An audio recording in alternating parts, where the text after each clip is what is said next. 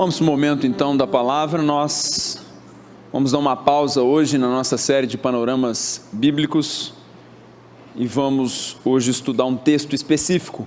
Abra comigo em Deuteronômio capítulo 6. Trazer uma palavra muito oportuna para cada um de vocês.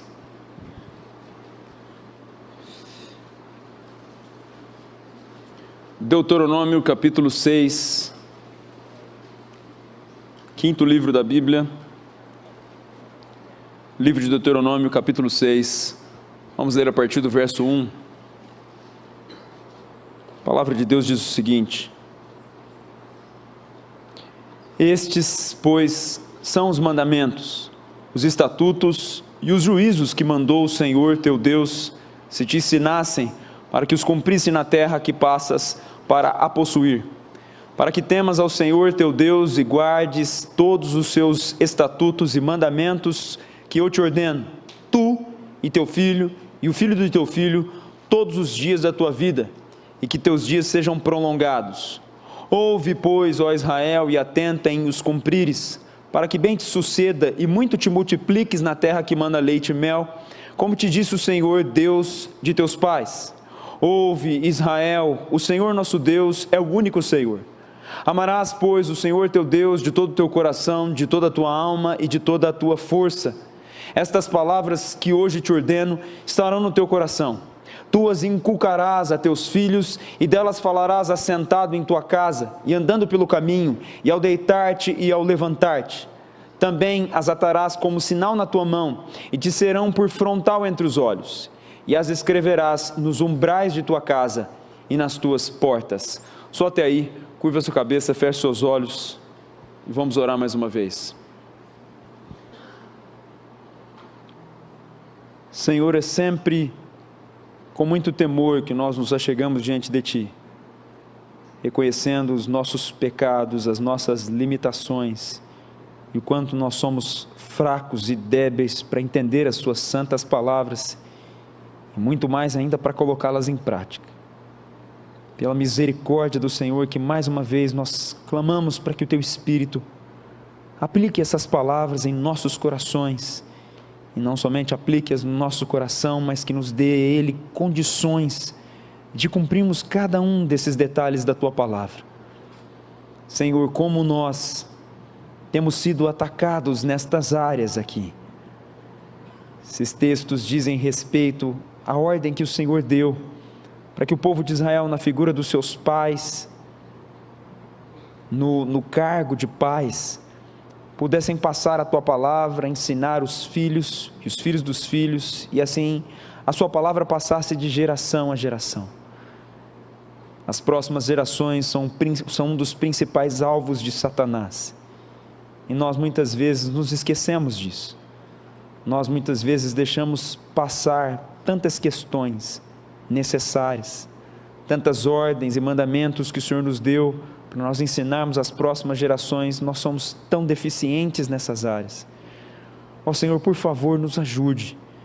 Nós não queremos mais olhar para a geração futura e ver a destruição ocorrendo nessa geração. E Deus, o nosso país tem experimentado às duras custas o que era abandonar a próxima geração, o que é abandonar os adolescentes, os jovens, os filhos, e vê-los se tornar armas hábeis e eficazes nas mãos de Satanás. Mas nós não queremos ser assim. Nós não queremos que a nossa casa seja assim. Queremos, da mesma maneira como foi aberto o culto, nós queremos ter a mesma postura de Josué. Independentemente de quem o povo vai escolher, a quem Deus ele vai servir. Josué se colocou diante do povo com muita coragem, virilidade e fidelidade ao Senhor. Disse: não sei quanto a vocês, mas quanto a mim, eu e a minha casa serviremos ao Senhor. E esse é o nosso desejo, essa é a nossa vontade. Por isso nos instrui, nos capacita, nos dê as ferramentas necessárias para que nós possamos cumprir essas tão preciosas palavras e não mais assistir a próxima geração ser destruída. Não somente os que estão à nossa volta, mas os que estão principalmente dentro da nossa casa, na nossa igreja, os que estão próximos de nós. O Senhor nos dê graça, pelo Teu Espírito, a cumprir essas palavras. É o que eu te peço em nome do Senhor Jesus. Amém. O tema da minha mensagem hoje é pais bíblicos, que a Bíblia ordena para nós no que diz respeito à nossa função de pais. O princípio fundamental que percorre toda a Escritura, que você deve seguir isso para o resto da sua vida. 2 Timóteo capítulo 3, versos 16 e 17, representa uma ordem do apóstolo Paulo ao seu discípulo Timóteo. Timóteo ia assumir a igreja, ele seria o bispo de Éfeso, e Paulo tem que dar instruções para Timóteo de como ele deveria conduzir a igreja de Éfeso. Em uma das suas cartas, Paulo estabelece um princípio fundamental, que deve percorrer a vida de todo cristão, e que deveria ser o princípio que deveria reger a maneira como Timóteo deveria pastorear a igreja de Éfeso. 2 Timóteo 3, 16 e 17 diz: toda a Escritura é divinamente inspirada e proveitosa para ensinar, para repreender, para corrigir, para instruir em justiça, para que o homem de Deus seja perfeito e perfeitamente instruído para toda boa obra. O que esse texto nos diz? Esse texto nos diz que a Escritura, a palavra de Deus, é o livro pleno, suficiente e completo para instruir todos os homens, para que eles sejam homens de Deus. E não somente sejam homens de Deus ou mulheres de Deus, aqui homem no sentido ser humano, tanto homem, abrangendo tanto homem quanto mulher. Não somente para que fossem de Deus, pertencessem a Deus, mas que fossem perfeitos e perfeitamente instruídos para toda boa obra. O que o texto que Paulo está querendo dizer com esse texto e que Deus quer transmitir ao seu povo, que para que você seja perfeitamente instruído, receba a instrução perfeita, você deve consultar a Bíblia. O que isso significa em palavras práticas? Qualquer obra que for ser desenvolvida nessa terra por um cristão, ela deve passar por um princípio fundamental. O que a Bíblia diz para mim a respeito desta situação. Como eu trabalho? Toda a Escritura é divinamente inspirada, proveitosa para ensinar, repreender, corrigir e instruir em justiça, para que o homem seja perfeitamente instruído em toda boa obra. Você quer uma instrução perfeita? Você não busca essa instrução na psicologia, você não busca essa instrução no direito, você não busca essa instrução nas ciências sociais, você não busca essa instrução nas ciências biológicas. Você quer uma instrução perfeita? Você busca essa instrução na palavra de Deus. O próprio texto vai responder isso. Toda a Escritura é inspirada é soprada por Deus. É como se Deus tivesse soprado a palavra, inspirado os seus escritores, tanto do Novo Testamento quanto do Antigo Testamento, e eles tivessem relatado as palavras de Deus. Ou seja, você quer saber como você anda, como você deve fazer determinada situação, você deve ouvir a ordem daquele que criou todas as coisas, Deus. O que Deus diz a respeito do trabalho? O que Deus diz a respeito do casamento? O que Ele diz a respeito de todas as coisas? Você deve consultar a palavra.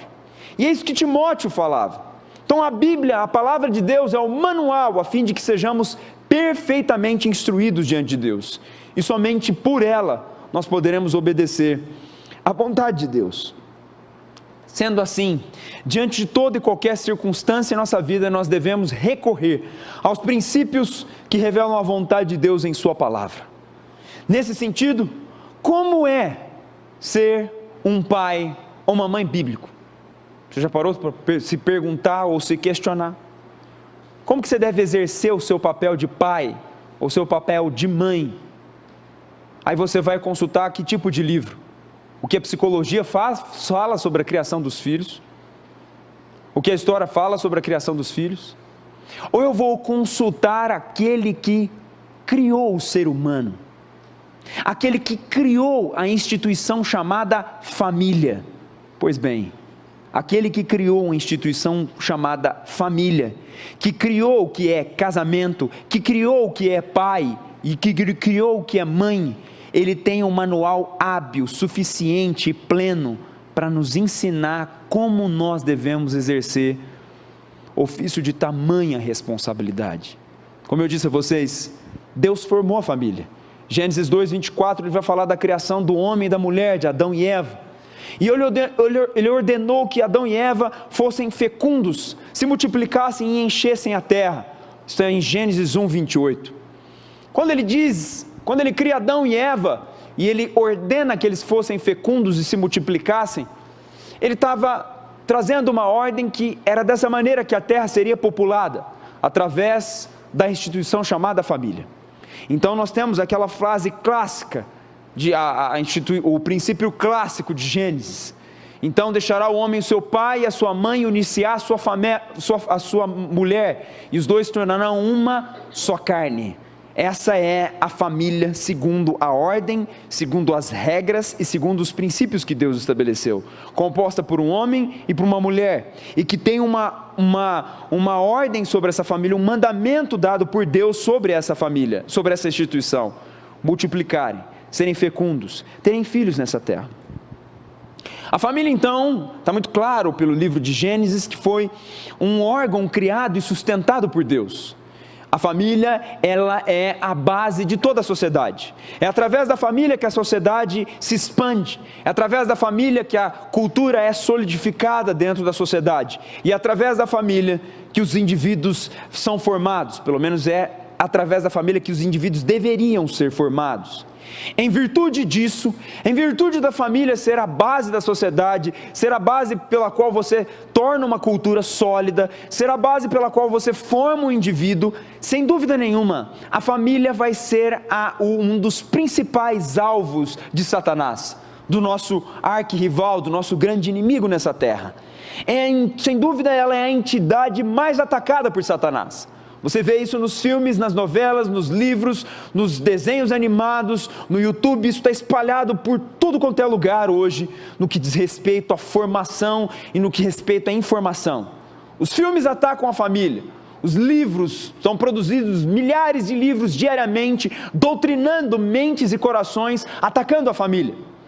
Você vê a ideologia de gênero atacando frontalmente a família, quebrando a instituição segundo as regras e os princípios que Deus criou na sua palavra.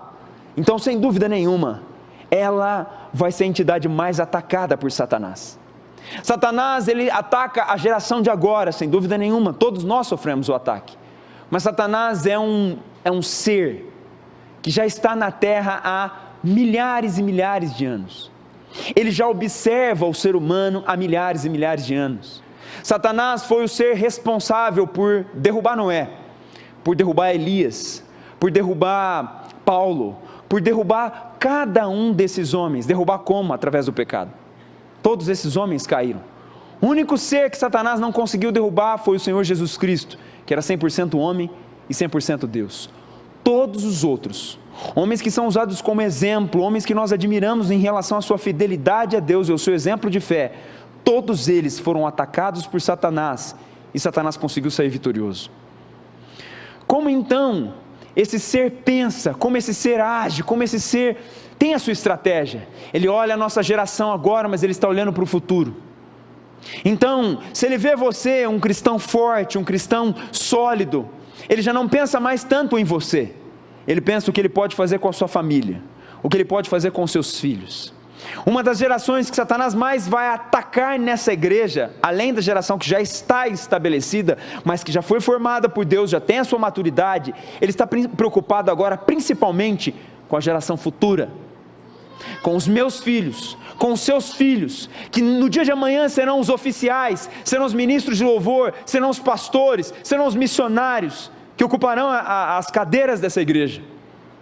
E se nós falharmos nessa missão, amanhã, essa igreja se entrega à ideologia de gênero, essa igreja se entrega à relativização da palavra de Deus, essa igreja se entrega ao relativismo, não há mais uma verdade absoluta, existem várias verdades. Essa igreja se entrega a não considerar mais a palavra de Deus como única e exclusiva, mas que nós devemos e podemos buscar outras fontes, e que a Bíblia deve ser atualizada.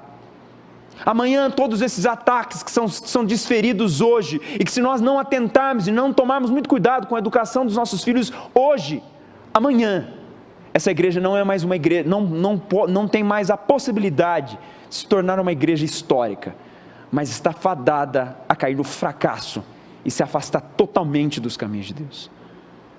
É assim que Satanás pensa, é assim que Satanás desenvolve as suas estratégias. Enquanto você acha que você está conquistando o mundo inteiro, ele está lá dentro da sala da tua casa, trazendo milhares e milhares de informações de lixo para dentro da cabeça do teu filho. Ele está formando a mente do teu filho, formando o caráter do teu filho, formando a personalidade do teu filho, com aquilo que o teu filho ouve, com aquilo que o teu filho vê, com aquilo que o teu filho se alimenta. Ele já tem tomado as faculdades hoje. Você olha as faculdades e tenta estabelecer princípios cristãos dentro da faculdade. As faculdades não há qualquer mais rastro, ou qualquer aspecto, ou qualquer fio de cristianismo. Estão entregues a Satanás. Você vê as escolas públicas e as escolas particulares, o que elas ensinam para os seus filhos. O criacionismo, a ideia de que Deus criou todas as coisas pela palavra do seu poder, é considerado um absurdo e uma loucura dentro da ciência moderna. Os acadêmicos mais altos dentro da biologia, minha prima, pós-doutorado em biologia, ela fala: olha, está quase impossível você defender o cristianismo ou o criacionismo dentro de qualquer escola particular. Satanás não está brincando em relação à sua estratégia. Eu ouvi um pregador no começo da minha conversão que dizia: enquanto você está dormindo, Satanás não cansa de trabalhar. Ele não tem descanso, para ele não tem hora de folga, para ele não tem qualquer outro tipo de aspecto. Ele tem um objetivo nessa terra: roubar, matar e destruir. E ele vai fazer isso com toda a força, estratégia, sabedoria e experiência que ele tem, que é milenar. E os nossos alvos, e o alvo dele, sem dúvida nenhuma, são os nossos filhos. Infelizmente, como eu disse a vocês, a família futura é uma das áreas mais negligenciadas no meio cristão.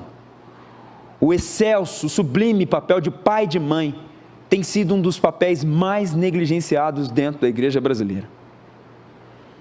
E é um papel hoje que tem sido transferido, inclusive pelos pais cristãos. Tem sido transferido para a TV, tem sido transferido para os pastores, tem sido transferido para as igrejas, tem sido transferido para o videogame, tem sido transferido para o YouTube, tem sido transferido para as escolas, para os avós, mas os pais não têm mais assumido essa sublime tarefa. Afinal, ela é árdua demais, afinal, ela toma tempo demais, afinal, ela dá muito trabalho, ela traz muito estresse. E a gente não tem mais tempo para isso. A gente não quer mais estresse. Então existem meios mais fáceis de você lidar com essa responsabilidade. Mas eu coloco meu filho na melhor escola de Franca. Então eu não preciso de 10 educação aqui dentro de casa. A escola está dando para ele. Mas eu estou numa igreja bíblica que está ensinando do púlpito a melhor teologia, melhor evangelho que pode ter. Já é suficiente. Não, mas o fulano lá da igreja é o responsável, ele está educando, está instruindo meu filho, ele vai na reunião dos jovens, os jovens estão ensinando, estão aprendendo da Bíblia, estão aprendendo tudo que o senhor está falando. Estão terceirizando. Existe um problema dentro de casa, as pessoas não tentam resolver esse problema conforme a palavra de Deus ordena, ou buscam do pastor a sabedoria. Pastor, como resolver isso? O que o senhor aconselha para eu solucionar essa questão? Não, pastor, o senhor pode conversar com meu filho? Como que nós podemos resolver essa situação? Vamos marcar um gabinete para ele vir aqui, o senhor falar com ele sobre a Bíblia?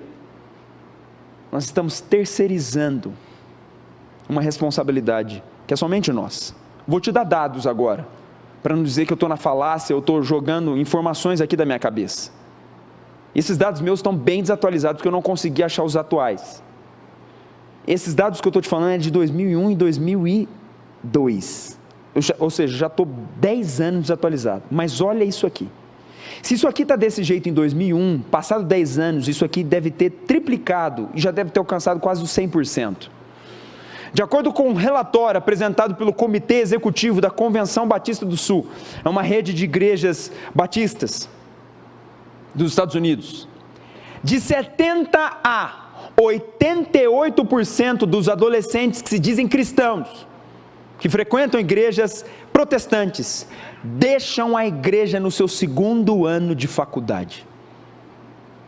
De 70, presta atenção, isso em 2001 e 2002, de 70 a 88% dos adolescentes cristãos deixam a igreja no segundo ano de faculdade. Você está entendendo por que você precisa dedicar tempo para o seu filho? Você está entendendo por que essas palavras são extremamente atuais, extremamente importantes e fundamentais para a existência do cristianismo e para a continuidade do avanço da igreja, do evangelho na terra? E se você quer, vamos parar de conversa, por favor, é para prestar atenção em mim. Se você quer, no futuro, que o seu filho e a sua filha se mantenham na igreja, sejam fiéis ao Senhor, você precisa assumir de todo o seu ser e com todo o seu coração essas palavras. Uma pesquisa de um instituto famoso nos Estados Unidos, sustentado por George Barna, disse: 85% dos adolescentes que se consideram nascidos de novo, verdadeiros cristãos, não acreditam numa existência de uma verdade absoluta. Deixa eu explicar isso para você. 85% dos adolescentes que falam que já nasceram de novo, que conhecem o cristianismo, que conhecem o evangelho, dizem que não existe uma verdade absoluta. Isso é princípio básico dentro do cristianismo. Nós acreditamos numa verdade absoluta. Qual é ela? A palavra de Deus é a nossa verdade absoluta. É ela que dita as nossas regras, ações, práticas e como a sociedade deve ser norteada nessa terra. 85% dos adolescentes não acreditam na existência dessa verdade absoluta. Mais de 60% concordam com a seguinte afirmativa: não se pode saber nada com certeza, exceto as coisas que você experimenta em sua própria vida. Isso dentro de uma nação que é considerada protestante, que é os Estados Unidos. Olha como é que está. Você está entendendo agora por que os movimentos políticos, eles só expressam o que já está acontecendo dentro do âmbito da sociedade, na sua base? Você está entendendo que não é tão simples pensar que, não, houve fraude? Não é só fraude não, meu irmão. Satanás está trabalhando na mente da futura geração. A futura geração já está nas mãos de Satanás. É só você observar os protestos que tiveram, dos movimentos de esquerda, de ideologia de gênero. São compostos, na sua maioria, por jovens que vão ter dentre os 15 aos 25, 26 anos de idade, até menos. É o futuro da geração. São eles que fazem os protestos, são eles que estão ditando as regras nas mídias sociais. Ditas essas coisas, vamos ver o que Deus ordena para nós. Qual é a vontade de Deus para os pais? O que é ser um pai, uma mãe bíblico, e isso de acordo com a palavra de Deus? Vamos para os versos 1 e 2 então, de Deuteronômio capítulo 6. Esses, pois, são os mandamentos, os estatutos e os juízos, que mandou o Senhor teu Deus, se te ensinassem, para que os cumprissem na terra a que passas para a possuir, para que temas ao Senhor teu Deus e guarde todos os seus estatutos e mandamentos que eu te ordeno, tu e teu filho, o filho do teu filho, todos os dias da tua vida, e que teus dias sejam prolongados. Esses, pois, são os mandamentos, estatutos e juízos que mandou o Senhor teu Deus. Deus estabeleceu um povo forte, chamado, que nós conhecemos na Bíblia como os israelitas. E através desse povo, Deus, ele expôs a sua lei e ordenou os seus mandamentos. E tudo isso foi realizado nesse povo por meio de famílias. Deus estabeleceu famílias dentro desse povo foi se multiplicando. E a maneira como Deus usou de estratégia para estabelecer a sua lei entre esse povo, para fazer esse povo conhecer a Deus, foi dando ordem aos pais, aos chefes das famílias, para que eles ensinassem aos seus filhos, os filhos de seus filhos. Então, o primeiro momento que nós temos da Escritura, aconteceu o que nós chamamos como tradição oral. Não foi tradição escrita, não foram escritos que foram passados de geração a geração. As primeiras gerações não tinham escrita nem tinha sido desenvolvida ainda na face da terra, mas foi tradição oral. O que é tradição oral? Um falava para o outro, e assim ia se transmitindo os princípios. Foi dessa maneira que Deus estabeleceu. Um conhecimento deveria ser transmitido então de geração em geração. Essa foi a didática que Deus estabeleceu para formar o povo de Israel. E Ele estabeleceu também ali um povo e famílias que não deveria haver mistura de raças. Se você lembrar, todas as vezes que Deus ordenou na sua palavra, principalmente na formação do seu povo, é que eles não casassem com mulheres e que se não misturassem com outros povos. Por quê? As culturas, se você estudar na história antiga, e principalmente nos primórdios da sociedade, na sua formação no berço da humanidade, você vai perceber que praticamente a única cultura monoteísta de um Deus só era a cultura do povo de Israel. Praticamente todas as outras, senão a maioria esmagadora das outras culturas, elas eram politeístas. Elas acreditavam na existência de vários deuses. Por isso então Deus está deixando o seu povo recluso. Vocês vão casar entre vocês, vão ensinar vocês para que vocês sejam um povo forte. E assim a minha lei corra entre vocês e eu vou assim formando um povo fiel a mim. Por isso que eles não deveriam se misturar. Eles deveriam ser um povo santo e separado.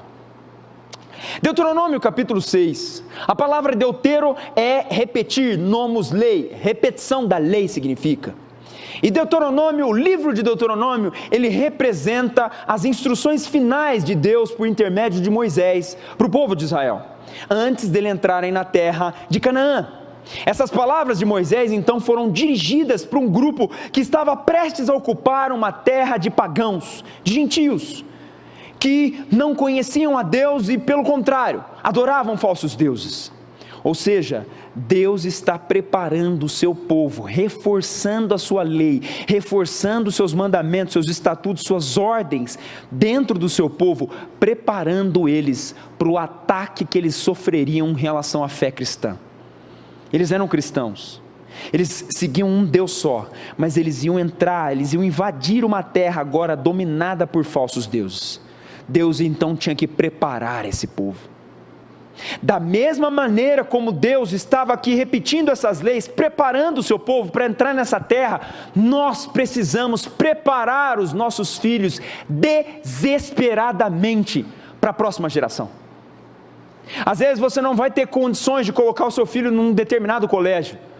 Às vezes você vai ter que desenvolver estratégias, educá-lo dentro da sua casa, que é a proposta do homeschooling, ou tentar colocar ele numa escola cristã, ou se você não conseguir fazer uma das duas coisas, que é o que eu te recomendo fazer, se você não conseguir e for lançá-lo ao Estado, você precisa estritamente conhecer tudo o que ele está tudo o que ele está recebendo em sala de aula. Você precisa investigar, precisa conhecer, você precisa ser o melhor amigo ou a melhor amiga do seu filho ou da sua filha, porque você precisa munir ele de armas. Você precisa formar o seu filho ou a sua filha para que ele seja um soldado ou uma soldada de Cristo, para quando entrar nesse campo minado, nesse campo de batalha, eles consigam resistir até o fim, porque sem dúvida nenhuma a fé deles vai ser extremamente atacada. Eu lembro nos meus 5 anos de faculdade, não tinha um ano de descanso. Todos os professores, eles sempre se levantavam, sempre colocavam as verdades. E olha que eu estou falando aí, eu estou falando de quase, eu estou ficando velho, né, para você ver. Há mais de 10 anos atrás, praticamente. Não é isso não, uns 6, 7 anos. Eu já era, imagina hoje. A sociedade não era da época, da maneira como está hoje. Se o seu filho não for bem preparado, não for bem treinado, ele se torna uma presa fácil e ele vai cair nessas estatísticas que eu te disse no início da pregação. Interessante que Deus diz, esses são os mandamentos. Para que são esses mandamentos? Para que eles servem? Se te ensinassem, para quê? Para os cumprisse. Para quê? Para que temas ao Senhor teu Deus e guarde todos os teus estatutos e mandamentos todos os dias da tua vida. Esse é o verso 1. Verso 2 também.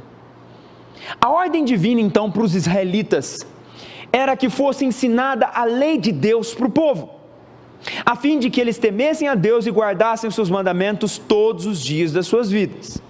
Não somente para aqueles que estavam recebendo a ordem diretamente, tu, ou seja, só você que está recebendo, mas a ordem não para aí. Ele não fala somente para a tua vida, ele fala para que guardes os seus estatutos e mandamentos, no verso 2, que eu te ordeno, você que está recebendo essa ordem, teu filho, a sua próxima geração, e o filho do teu filho, a segunda geração que vem de você, ou seja, você que vai ser avô, aos seus netos, especificamente falando, todos os dias da sua vida. Ou seja, a ordem de Deus é que o ensino dele, o ensino dos seus mandamentos se perpetuasse, fosse passado de geração em geração, pai, filho, neto, bisneto e por aí vai. O texto só fala aqui pai, filho e neto, mas é óbvio que vai alcançar todas as gerações, porque é para o resto da vida. Essa é a didática de Deus para com o seu povo, seu conhecimento, atributos, lei e história sendo transmitidos de geração em geração. Essa é a ordem de Deus. Verso 3: ouve, pois, ó Israel, e atentem e os cumprires, para que bem te suceda, e muito te multipliques na terra que mana leite e mel, como te disse o Senhor, Deus de teus pais. Atenta em os cumprires. Cumprir o quê? O que é para cumprir? É o que ele disse nos versos 1 e 2, temer a Deus, guardar os mandamentos, tu, teu filho e o filho do teu filho. É isso que você deve cumprir. Atenta em cumprir, esteja atento em cumprir essa ordem, de transmitir essas palavras, de guardar esses mandamentos e estatutos para as próximas gerações, para que bem te suceda. Ou seja, se você quer ser bem sucedido, você deve praticar a palavra de Deus, você deve fazer a vontade de Deus. Aliás, essa é a regra da prosperidade. Tudo que você ouviu de teologia da prosperidade até hoje é tudo mentira. Isso se resume nisso aqui. Isso aqui para que bem te suceda, isso aqui vai ser reproduzido depois na introdução dos Salmos, no Salmo capítulo 1, lembra? Bem-aventurado o homem que não anda segundo o conselho dos ímpios, nem se detém no caminho dos pecadores, nem se assenta na roda dos escarnecedores, antes ele tem o seu prazer na lei do Senhor, e na sua lei medita de dia e de noite, pois ele será como árvore plantada, junto a ribeiros de água, que dá o seu fruto na estação própria, cuja folhagem não murcha, e tudo quanto fizer, prosperará. Essa é a teologia da prosperidade. Você quer prosperar? Faz a vontade de Deus. Por que você vai prosperar e por que você vai ser bem sucedido fazendo a vontade de Deus? Prosperar não estou falando só financeiro não, em todos os aspectos. Sabe por quê? Quando você faz o que Deus ordena, você está obedecendo exatamente o que Deus ordenou, acabou. Pensa, se eu quero ter um casamento, eu quero ter filhos eficazes, eu quero ter uma família bem ordenada, eu estou obedecendo aquele que criou a família. Como que eu não vou ser bem sucedido? É impossível. Eu estou recebendo estritamente e entendendo estritamente a palavra simples e direta de Deus. E Ele não diz somente para que bem te suceda, mas para também que muito te multipliques na terra que mana leite e mel, como te disse o Senhor, Deus de seus pais.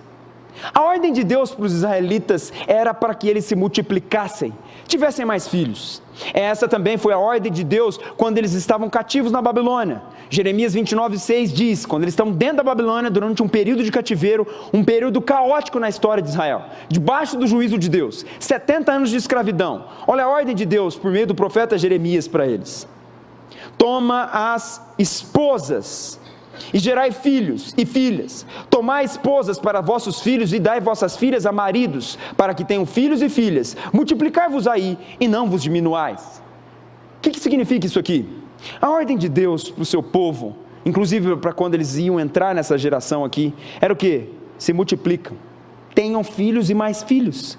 Toda decisão então sobre ter filhos ou não, ela não está na nossa conveniência, na nossa análise, na nossa vontade, ela está debaixo da ordem de Deus. Como eu decido se eu vou ter ou não filhos? Deus ordenou ou não? Deus quer ou não? Existem razões muito simples de você discernir.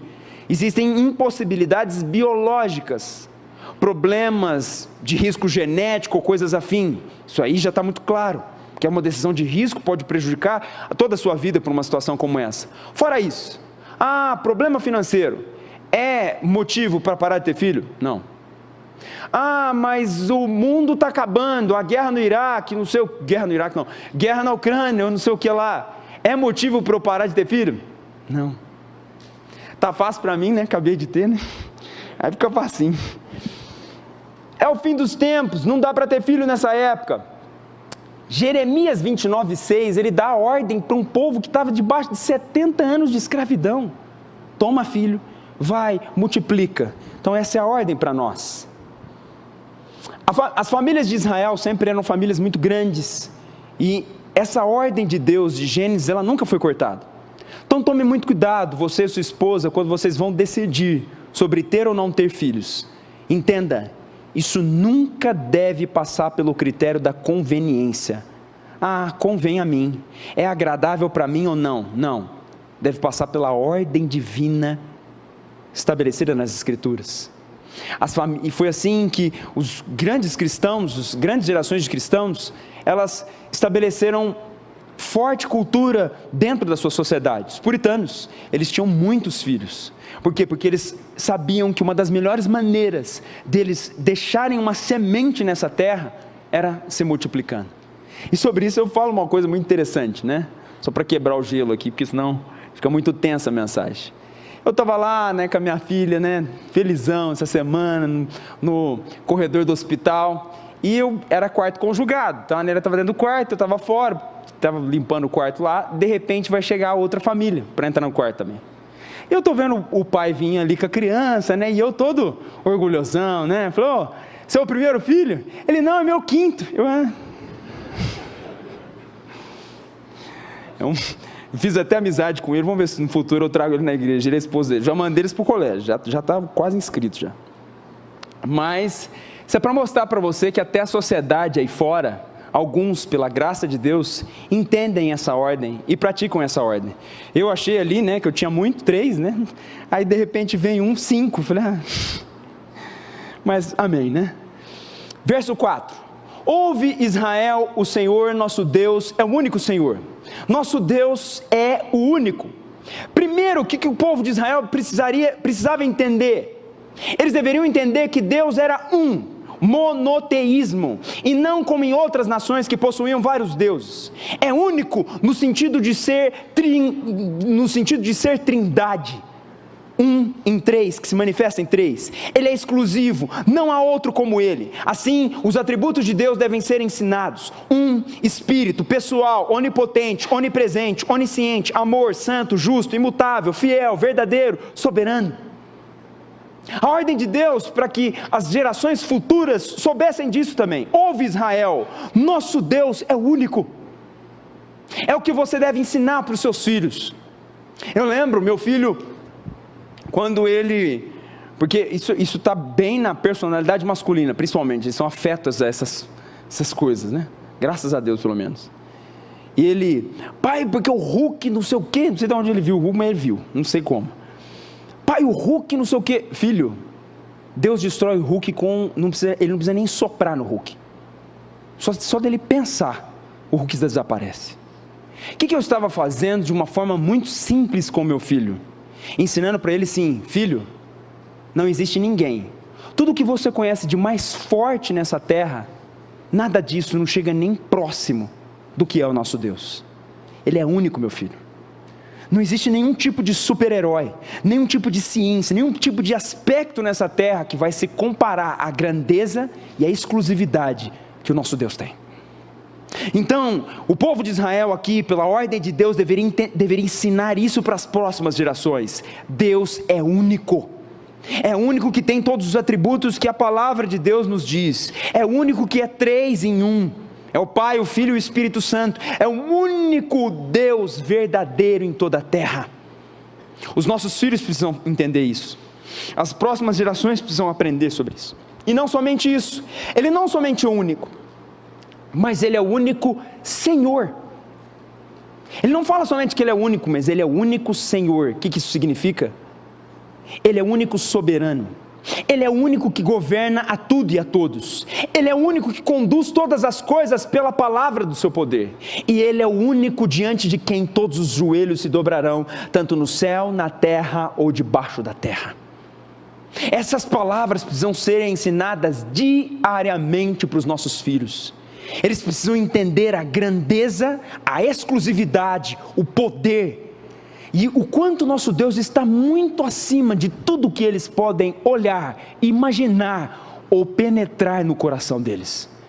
Eles precisam entender a grandeza do Deus que nós servimos. Verso 5: amarás, pois, o Senhor teu Deus de todo o teu coração, de toda a tua alma e de todas as suas forças. A ordem de Deus para que fosse ensinada para as próximas gerações era que os pais e os filhos deveriam amar a Deus. Interessante,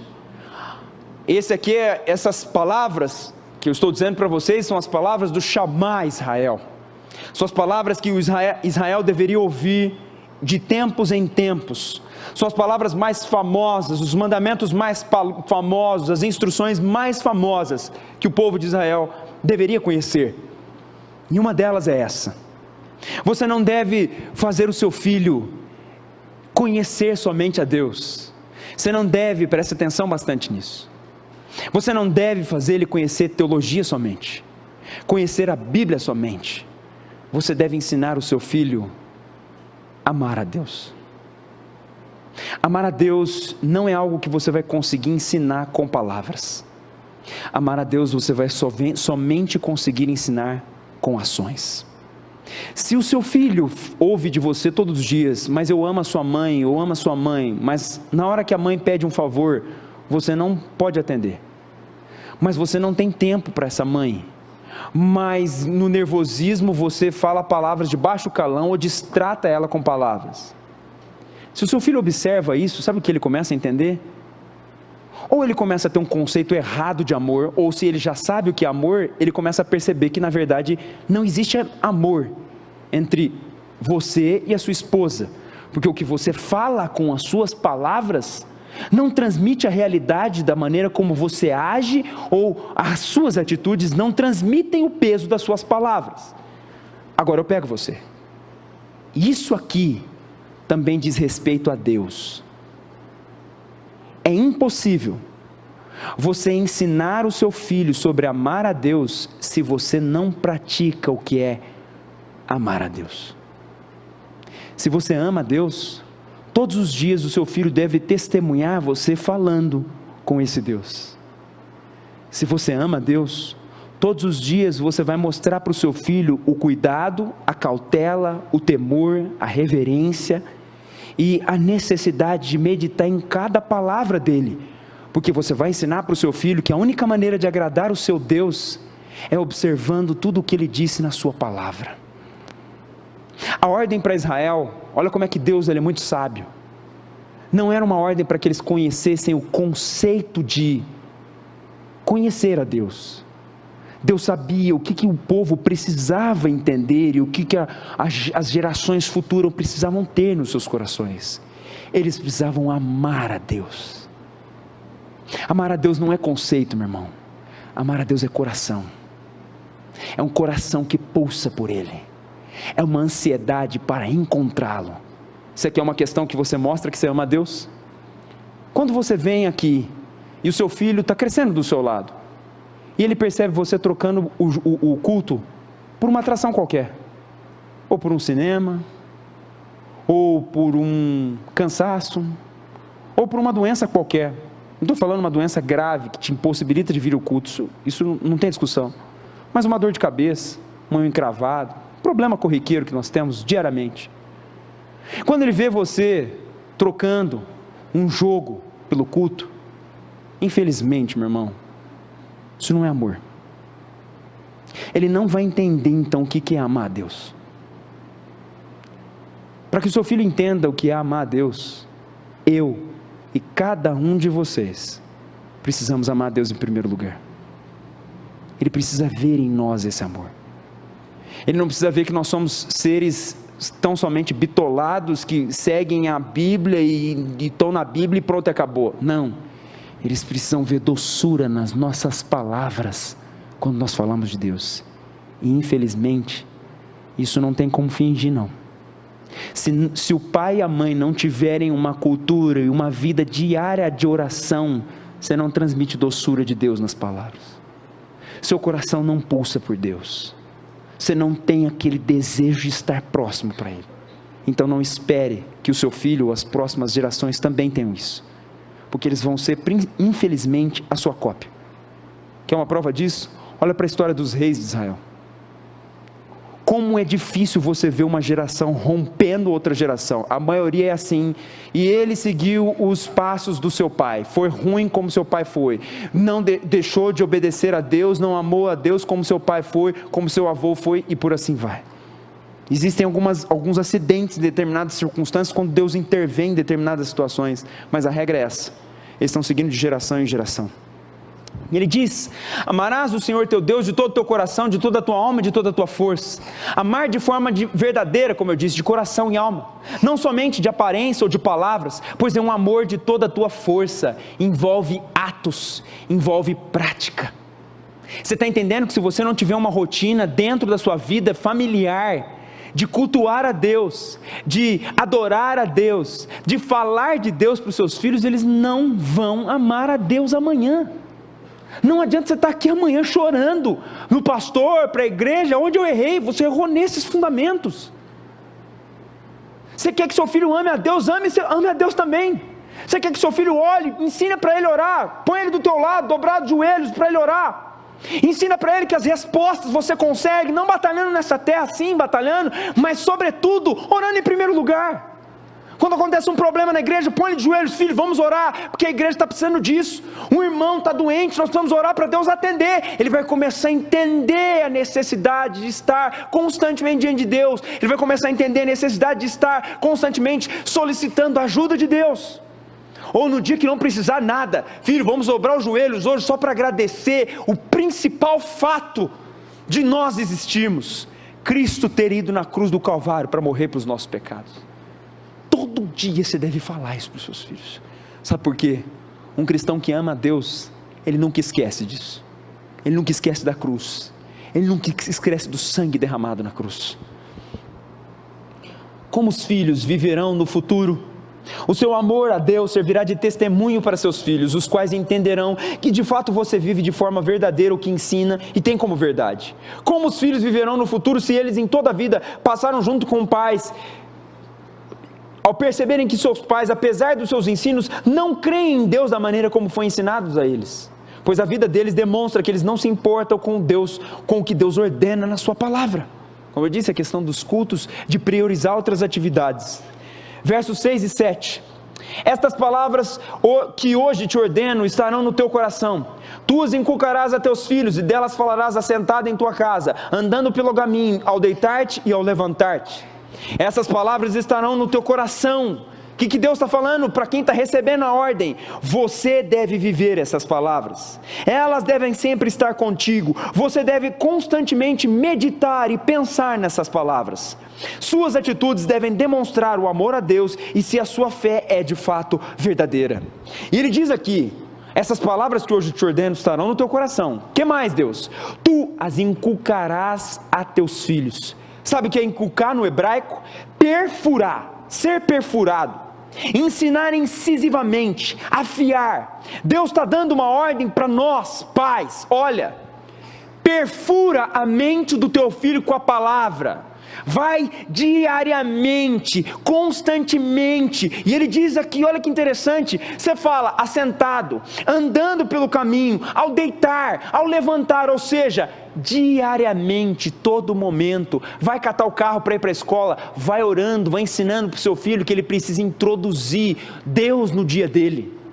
Vai deitar, ora novamente. A hora do almoço, não deixa o seu filho pôr um grão de arroz na boca sem antes ele não obedeceu, agradecer a Deus pelo alimento que ele tem.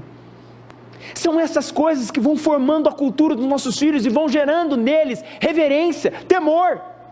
Você quer que seu filho tenha postura no culto? Você quer que seu filho tenha percepção de sempre agradecer a Deus, da importância de Deus? Mostra que Deus é fundamental e importante na sua vida em primeiro lugar.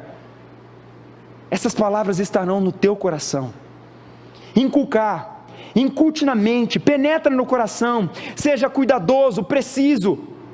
E a palavra também significa afiar, ou seja, é afiá-los no sentido de estarem extremamente preparados no futuro a defenderem o evangelho de forma bíblica, coerente, racional e profunda, para serem poderosos instrumentos na mão de Deus. Seus filhos, meus irmãos, precisam aprender os atributos de Deus, Precisam aprender sobre a queda do homem, sobre a cruz de Cristo, sobre a pessoa de Cristo, sobre o Espírito Santo, sobre redenção, santificação, justificação, enfim, eles necessitam ter um profundo conhecimento do Evangelho. Pastor, mas como eu vou fazer isso? Existem inúmeras ferramentas que você pode utilizar, mas essa aqui é uma simples, barata, que você já tem na tua mão, a Bíblia. Cata a Bíblia, lê um capítulo por dia, ensina teus filhos. Eu comecei com os meus filhos lá em Gênesis, foi de Gênesis a Josué, depois eu deixei e agora eu estou em Marcos. Cada dia, às vezes é um capítulo, às vezes é uma porção, todo dia ensinando a palavra de Deus para eles. Sabe por quê? Eu sei que meu inimigo está pronto para tragar meus filhos no futuro. Quando eu estou cansado na minha cama e às vezes não quero fazer isso, eu lembro disso. Amanhã Satanás vai pegar eles. Eu me levanto, cato a Bíblia, sento com eles. Coisa simples, meu irmão, nada de super espiritual, não, simples. Lê o versículo, explica, como eu já entendi ali de forma muito simples. Todos os dias eles vão receber as Escrituras. Agora o problema, mas o que está sendo incutido na mente dos nossos filhos hoje? Filmes, YouTube. Os filmes, eu vou pegar uma notícia da UOL aqui, faz algum tempo. Desenhos para, olha o que a UOL escreveu, desenhos para despertar a espiritualidade e a consciência. Olha a coisa que você acha às vezes, que está tudo certo, tranquilo, olha isso aqui, meu filho pode ver. Kung Fu Panda, tenho certeza que muitos já mandaram seus filhos ver isso aí. Cultura oriental, traz a mensagem de que estar consciente no momento presente e assumir o seu poder interno é a chave mais preciosa da vida. Isso aqui o Kung Fu Panda ensina. Bonitinho, né? Como é que é? Um panda karateca lá. Olha lá. É legal, né? Amanhã seu filho começa a ser afeto pelas religiões orientais e você não sabe de onde veio. Presta atenção. Você acha que Satanás brinca com o que é produzido e com o que é gasto em bilhões de dólares na cultura de Netflix, na cultura de todos os filmes da Disney? Você acha que a Disney está brincando com todo o entretenimento que ela proporciona? Cada filme da Disney existe uma cosmovisão por trás. O que é uma cosmovisão? A Disney cria um filme, mas ela tem uma ideia por trás do filme que ela quer incutir na mente de cada criança. Se você está vendo essa propagação do homossexualismo de forma ferrenha na sociedade, você pode ter absoluta certeza que um dos grandes culpados disso é a Disney. E eu tenho que separar umas coisas das outras. Por exemplo, uma vez acharam que a questão do Harry Potter, você está achando, pastor, aquilo é uma obra literária magnífica, está ensinando bruxaria para os seus filhos, está ensinando que os bruxos são uma cultura boa, quando eles são adoradores do diabo. Deixa de ser inocente. O diabo não brinca, ele está atacando todos os dias e nós devemos tomar muito cuidado. E presta atenção, eu não estou falando que não pode ler, mas você deve discernir Satanás. Ele não brinca, meus irmãos. Outro desenho aqui que muitos já assistiram, Moana, uma menininha, muito bonitinha, tudo certinho, né? Ela tem um encontro com os seus antepassados, atrás da queda de uma cachoeira, e consegue resgatar em si mesma a história do seu povo e uma força ancestral para defendê-lo. Está ensinando espiritismo na Moana. Um outro filme, Festa nos Céus. Tudo começa com um grupo, esse é o pior. Tudo começa com um grupo de crianças muito bagunceiras, que são castigadas pelo seu mau comportamento, com uma visita guiada ao museu. Chegando lá, elas se deparam com um guia um pouco diferente, que resolve levá-las para conhecer o livro da vida. Olha que interessante. Um verdadeiro manual com todas as histórias do mundo. A história escolhida por ela é a do Dia dos Mortos. Coincidência, né? Data folclórica e celebrativa para o povo mexicano, que acredita ser um dia em que os portais entre vivos e mortos estão abertos. Baseados nessas tradições, o filme aborda os 3 mundos: o dos vivos, o dos lembrados e o dos esquecidos. Manolo é o personagem que passeia por essas três realidades diferentes quando se vê dividido entre seguir o que o seu coração quer e o que a sua família deseja. Assim, ele conduz o espectador a conhecer outras realidades, com deuses, histórias que mostram uma outra visão sobre a história da humanidade. Aí, você está achando que é um simples filme da Disney e Satanás está ensinando o teu filho na sala da tua casa. E não para por aí, meus irmãos. Os desenhos, os jogos de videogame, YouTube. O YouTube é o pior lixo da humanidade para criança. Felipe Neto, Lucas Neto e o tal do Minecraft, que é a novela moderna para as crianças, isso é totalmente ofensivo, maligno e lotado de veneno. E você acha que é inocente? Amanhã, o seu filho está com todos os conceitos divinos deturpados na mente. Não se pergunte de onde veio, certamente eles virão dessas coisas. A Marvel, Avengers, foi uma grande franquia da Marvel que faturou bilhões e bilhões de dólares. Eles gastaram bilhões de dólares só para fazer a propaganda dos filmes. O filme ensina todo tipo de religião e de doutrinação que você imaginar. Inclusive eu vi alguns deles para analisar. E aliás também são bons filmes de ação. Eles ensinam feminismo, eles ensinam panteísmo, e a figura do mal, ela tem sentimentos bons nos filmes da Marvel. E há um enfraquecimento absurdo da masculinidade do homem e do senso da responsabilidade do que é um homem. Está no filme da Marvel. É só você olhar essas coisas com pensamento crítico, começar a observar isso e pensar, qual mensagem que está sendo transmitida através desse filme? Esqueceu o entretenimento, olha a mensagem que está por trás. Você vai ver o quanto de lixo, de filosofia que está embutida para contaminar a mente e as futuras gerações. Por favor, meus irmãos, tomem muito cuidado com isso. Eu estou falando isso para vocês, mas isso serve de muito alerta para mim também. Os meus filhos também estão sujeitos a isso também. Por mais que os nossos filhos estudem, às vezes, num colégio de educação cristã, existem pais ali que não têm qualquer cuidado com seus filhos e também vão embutir culturas, e nós precisamos sentar, estar com eles diariamente, ensinando, falando, explicando, fazendo eles terem pensamento crítico, julgarem entre o que é certo e o que é errado, segundo a palavra de Deus. Caminhando para o fim, delas falarás assentado em tuas casas e andando pelo caminho, ou seja, gaste tempo com seus filhos para ensiná-los, leia a Bíblia para eles, conte histórias dos personagens bíblicos, e ao deitar-te e ao levantar-te, ou seja, em todo momento, ore no início do dia, no caminho para a escola, antes das refeições, antes de dormir.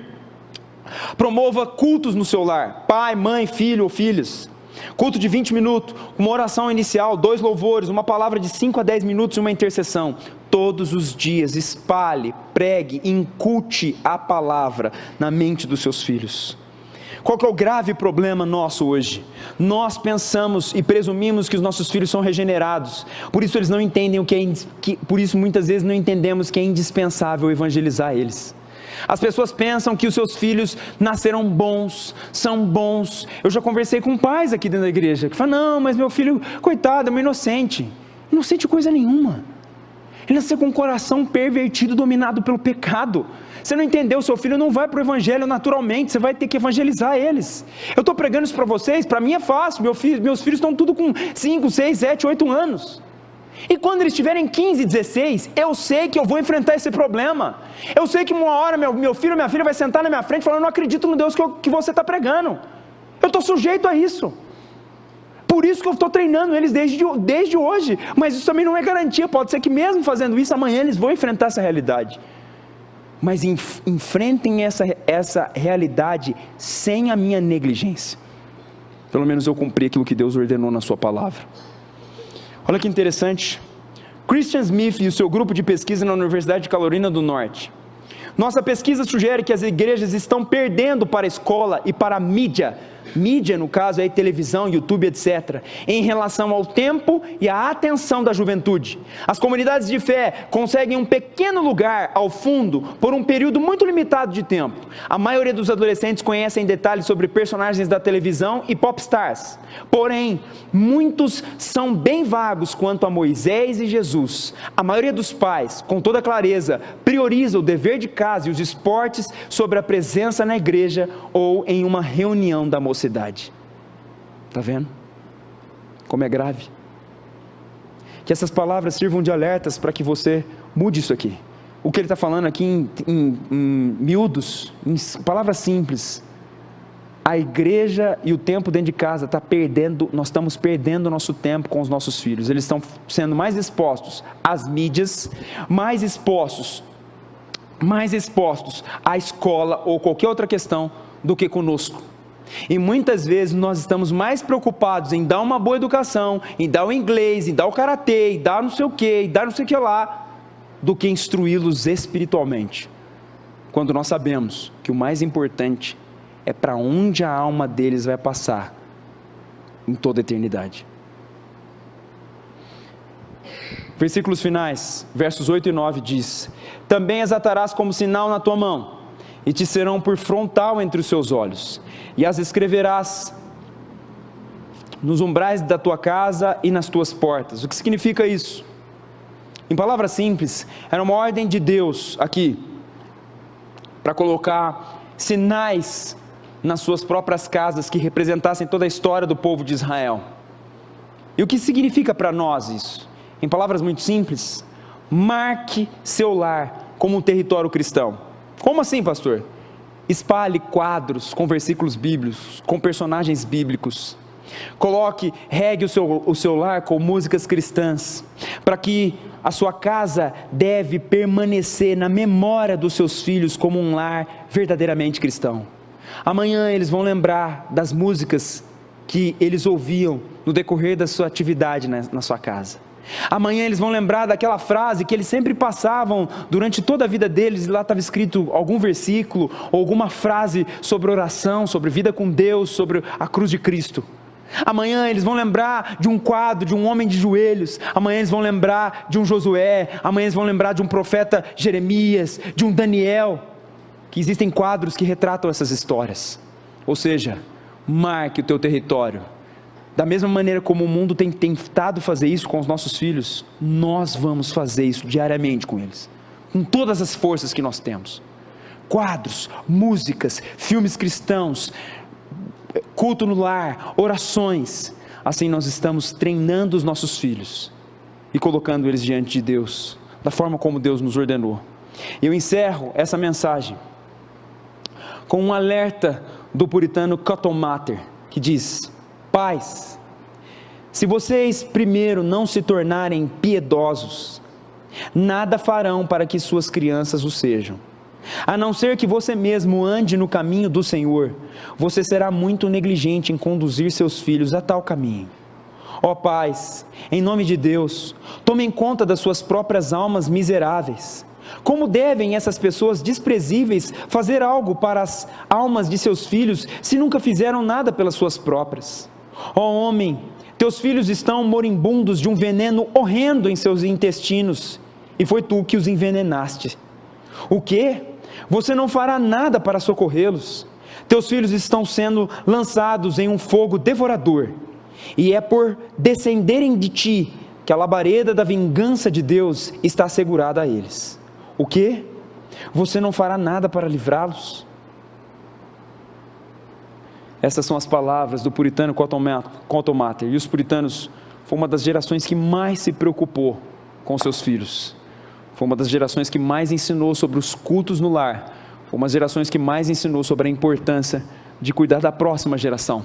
Tanto é que foi uma das gerações mais poderosas como instrumento nas mãos de Deus.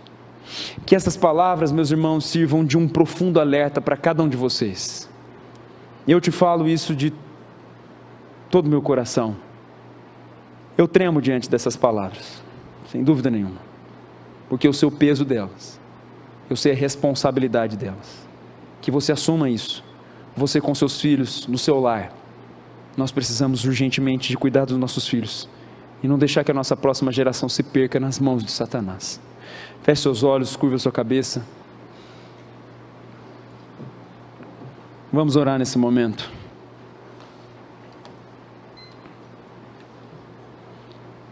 Coloque diante do Senhor agora. Primeiro você vai orar pelo seu papel. Você que é pai, você vai orar o seu papel de pai. Ou você que é mãe, pelo seu papel de mãe. Você vai colocar diante de Deus aquilo que você aprendeu nessa noite. Se você identificou pontos aí onde você tem negligenciado a educação dos seus filhos, apresente-os diante do Senhor. Ele pode te dar totais condições para que você cumpra essas palavras, para que você ensine seus filhos, para que seus filhos cresçam no temor, na disciplina e no temor do Senhor. Senhor, e você vai orar também depois pelos seus próprios filhos, como os nossos filhos precisam urgentemente do Evangelho. Você vai orar para Deus dar gravidade no teu coração e na sua mente, para você entender. Para Deus, talvez eu ainda não entendi que meus filhos são ímpios, que meus filhos não se converteram, que eles ainda não entenderam a profundidade das suas palavras, que eles vêm no culto simplesmente porque eles estão me obedecendo, mas eu não vejo neles esse amor a Deus. Ore por eles também, clame pela alma deles. Clame para que o Espírito Santo te dê as estratégias necessárias, te dê as condições necessárias para cumprir cada uma dessas palavras e você conseguir ensinar isso para os seus filhos, cumprindo a ordem que o Senhor nos deu. Senhor, é sempre pela sua graça e pela sua misericórdia que nós nos colocamos diante de Ti. É reconhecendo que nós não somos nada e nem ninguém. É reconhecendo que se o Teu Espírito não nos ajudar a cumprir essas tarefas, nós certamente falharemos. Meu Deus, nós não nos colocamos aqui como homens perfeitos, ou mulheres perfeitas, ou famílias exemplares, pelo contrário. Há tantas falhas em nós, tantos erros em nós, tantas deficiências na execução da Sua palavra, no cumprir os Seus mandamentos. Mas, meu Deus, nós não queremos ser negligentes quanto a isso. A próxima geração está sendo completamente, profundamente atacada por Satanás. Por favor, nos prepara, nos dê as condições necessárias. Ajuda-nos a abrir mão muitas vezes do nosso lazer, entretenimento, das nossos projetos e sonhos, para cumprir esses mandamentos. Afinal, a próxima geração já está nas nossas mãos, já é a nossa responsabilidade. Hoje nós não somos mais os jovens que estão ensinando, hoje nós já somos pais, precisamos educar urgentemente os nossos filhos. Meu Deus, os que ainda têm filhos pequenos, os que têm adolescentes, os que têm jovens, meu Deus, isso é um desafio muito grande, muito além da nossa própria capacidade, vai além da nossa sabedoria, vai além das nossas estratégias, vai além das nossas condições. Que o Senhor então nos dê condições pelo Teu Espírito, as estratégias necessárias, que o Senhor coloque essa mesma gravidade nos nossos corações também, para nós, às madrugadas, dobrar os nossos joelhos e chorar pelos nossos filhos, chorar para que eles conheçam o Evangelho, para que eles amem a Deus de verdade, para que eles sejam seus servos no dia de amanhã e estejam dispostos a dar a vida pelo Senhor. Não nos dê a vergonha de ter filhos que não vão honrar o Seu santo nome, que não vão honrar cada gota de sangue derramada na cruz do Calvário. Não deixe eles verem esse exemplo péssimo em nós, e isso contaminar o testemunho, a visão deles, que eles devem ter do Senhor. Por favor, nos ajude a amar o Senhor, para que eles também amem o Senhor no futuro. Que eles vejam em nós homens e mulheres que amam a Deus, que têm um compromisso acima de qualquer coisa nessa terra com Deus, que querem acima de todas as coisas ensiná-los a andar com Deus, a viver com Deus, a amar a Deus de todo o coração, alma e forças. Meu Deus, tem misericórdia de nós, não deixa nós perdermos essa futura geração. Ajuda cada pai, cada mãe, cada avó, até a avó que aqui está, que também cuida dos seus netos. Ajuda eles a entenderem também essa mesma gravidade. Meu Deus, não deixa nós perdermos os nossos filhos. guarda-os desse mundo perverso, guarda-os das mãos de Satanás, mantém-os fiéis diante de Ti, e mostra onde nós temos falhado. Nós precisamos corrigir esses erros urgentemente, Senhor. Nós clamamos diante de Ti, ajuda-nos. Não queremos estar amanhã dobrados os joelhos na ponta da cama, chorando porque os nossos filhos saíram para se entregar ao álcool, para se entregar às drogas, para se entregar à prostituição. Não, meu Deus. Amanhã nós queremos chorar com eles, orando pelo mundo, pela expansão do Evangelho, orando para enviá-los por esse mundo, para eles serem ou missionários, ou qualquer profissão que o Senhor deseja, mas honrarem o Senhor nas suas respectivas profissões, amarem a Deus e serem a geração do futuro, uma geração graciosa, uma geração regada de temor e reverência a Deus. Por favor, Senhor, o Senhor nos deu uma ordem de ser um povo santo e separado. Não deixa nós quebrarmos essa ordem com as nossas falhas, com os nossos desvaneios, mas nos mantém centrados nessa ordem, Senhor. Por favor, Senhor, quebranta os nossos corações. Não deixa nós resistirmos à Sua palavra, não deixa nós nos desculparmos com a Sua palavra, mas que ela penetre até o mais profundo da nossa alma, e nós entendamos a gravidade dessas palavras, e que nós possamos cuidar das próximas gerações, ensinando-nos a temer o Senhor, e esse seja o nosso propósito nessa terra, Senhor, pelo poder e pela graça que há em Ti. Em nome do Senhor Jesus, amém. Bem, vamos colocar de pé.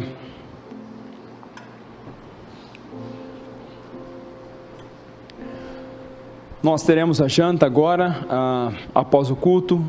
Fique conosco, vamos conversar uns com os outros e desenvolver as estratégias de como melhor nós podemos alcançar os nossos filhos, como melhor nós podemos alcançar as próximas gerações. Nós precisamos assumir esse posto urgente, meus irmãos. Satanás não para de trabalhar, e nós também não podemos parar. Então é isso, que Deus abençoe cada um de vocês. Até amanhã às 7 horas da noite, estamos encerrados.